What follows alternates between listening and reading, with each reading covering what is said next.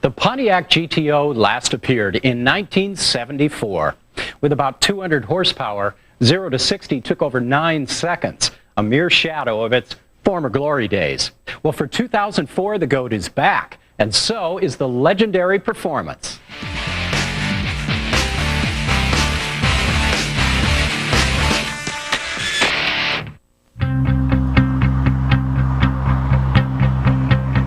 Years ago, Pontiac stuffed a V8 into a compact and the original GTO was born.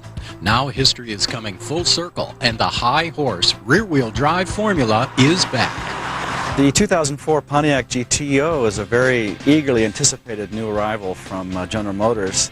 Pontiac kind of kicked off the muscle car craze with the original GTO. Now for 2004, Pontiac has brought back this exciting, legendary GTO name in a very new, very different kind of automobile, much more different in sort of attitude and sophistication than the original GTO. Anyone expecting a retro-themed, pumped-up-looking muscle car might be surprised by the styling. This car is very swoopy, almost blends too much into the background. It has a little rear wing on it, but it's pretty subtle. No flashy mirrored wheels on this car. Even with bright yellow paint, it's a pretty subtle coupe. And a quick one too. What the GTO lacks in body cladding, it makes up for in muscle. The 2004 GTO comes to market with a 5.7-liter V8 engine borrowed from the Corvette, developing 350 horsepower, 365 pound-feet of torque. There's a lot of output here. Put into a mid-size or compact body from Australia called the Monaro. It's actually made by GM division Holden, and that kind of power and that small a body creates some pretty impressive performance. Missing is the punishing ride we've come to expect from American performance coupes. The real-world everyday drive is a smooth one. It's a very rewarding car to drive. We didn't expect it to be as sophisticated as it is. The shifter is buttery smooth. There's a tremendous flexibility in the engine. The ride is very creamy for a car with this much performance. At the track, this new GOAT has no problem living up to the legend. The new GTO would leave the old ones in the dust. We're talking 5.3 seconds to 60 miles an hour, a quarter mile in just under 14 seconds at about 105 miles an hour. These are terrific numbers. The new GTO's braking is pretty terrific too.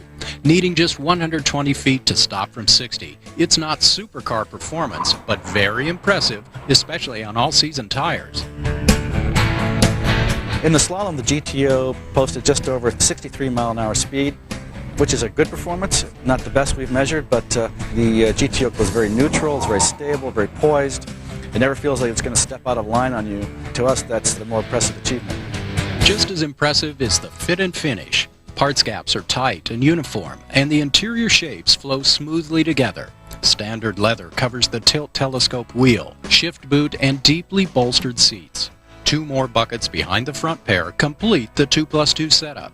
4 large analog gauges are color coordinated with the exterior paint. The dials and much of the interior, including the pedals, are trimmed with a satin nickel finish. The no-nonsense center stack features a Blaupunkt 6CD 10-speaker audio system. One of the nice things about this new GTO is that all the equipment you want is included as standard. The only option is the 6-speed manual transmission. That's supposed to be $695, and they're expecting a base price of around $33,000 for this car. So even loaded with the one option, you're still under $34,000 for a vehicle that offers a lot of performance and tremendous refinement.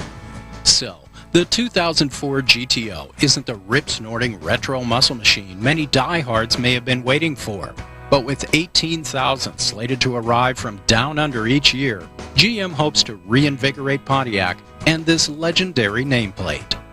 I think Pontiac has really impressed us with this new 2004 GTO. We've got a fast, quiet, smooth, sophisticated executives coupe that is really going to give a lot of the European purebreds a run for the money. In that respect, this new American muscle car really has us dazzled.